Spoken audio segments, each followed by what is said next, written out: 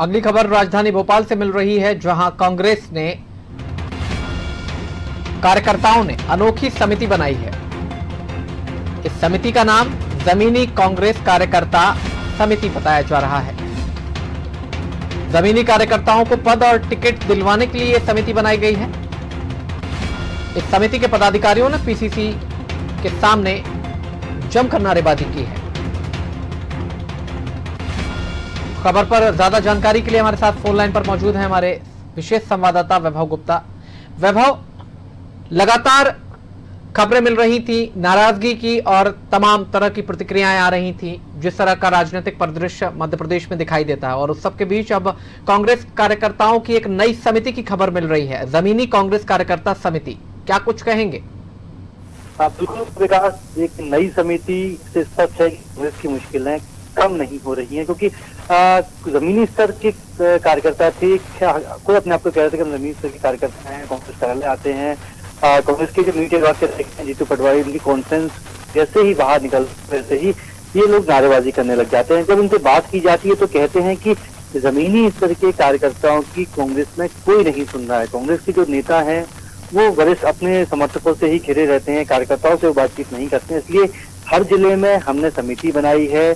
जो जमीनी स्तर के कार्यकर्ता हैं वो अब एक संगठन के माध्यम से अपनी बात नेताओं तक पहुंचाएंगे, क्योंकि अगर कांग्रेस में जमीनी स्तर के कार्यकर्ता की बात नहीं पहुंच पाएगी आलाकमान तक, तो कांग्रेस जिस तरीके से गर्त में जा रही है और अधिक गर्त में जाती जाएगी, जिससे स्पष्ट रूप से समझ में आता है कि फिर आने वाला वक्त कांग्रेस के लिए और ज्यादा मुश्किलों का भरा रहेगा। तो अब कांग्रेस एक रीशफल के दौर से गुजर रही है, और आज जब जमीनी स्तर के कार्यकर्ता कांग्रेस कार्यालय पहुंचे और अगर उन्हें नारेबाजी करनी पड़ रही है, तो स्पष्ट तौर पर समझ में आता है कि कांग्रेस के कार्यकर्ता और कांग्रेस के नेताओं के बीच में कहीं ना कहीं कम्युनिकेशन गैप है। इस गैप को दूर करने की कोशिश की ही परिणाम है कि अब जमीनी स्तर के कार्यकर्ताओं के द्वारा समिति बनाकर अपनी बात नेताओं तक पहुंचाई जाएगी। अब वैभव, इसके साथ ही एक सवाल और यहाँ निकल करके आता है, जिस तरह से 15 महीने का जो शासनकाल रहा, कांग्रेस सत्ता में रही, उस दौरान भी ये शिकायतें थी कि कार्यकर्ताओं की सुनी नहीं जाती, बड़े नेता उन्हें आश्वासन भी नहीं देते, यहां तक कि उनसे बात करने का समय भी उनके पास नहीं होता।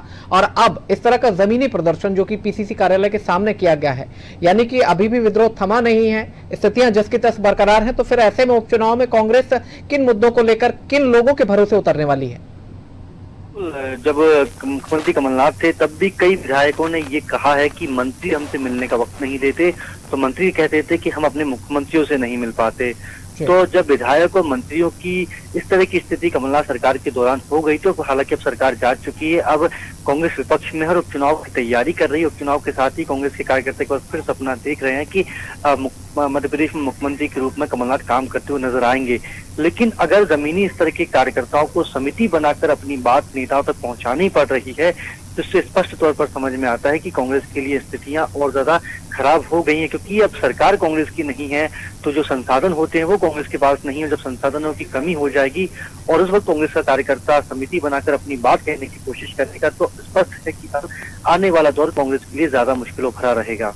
जी, बहुत शुक्रिया वैभव हमसे जानकारी साझा करने के लिए और अपनी प्रतिक्रिया देने के लिए। तो ये थे हमारे विशेष संवाददाता वैभव गुप्ता, जो बताते हुए नजर आए हैं कि किस तरह से कांग्रेस कार्यकर्ताओं ने पीसीसी कार्यालय के सामने नारेबाजी की है। उनका आरोप है कि उनकी सुनी नहीं जाती और अपनी बात को हाईकमान तक पहुंचाने के लिए उन्होंने इस समिति का निर्माण किया है।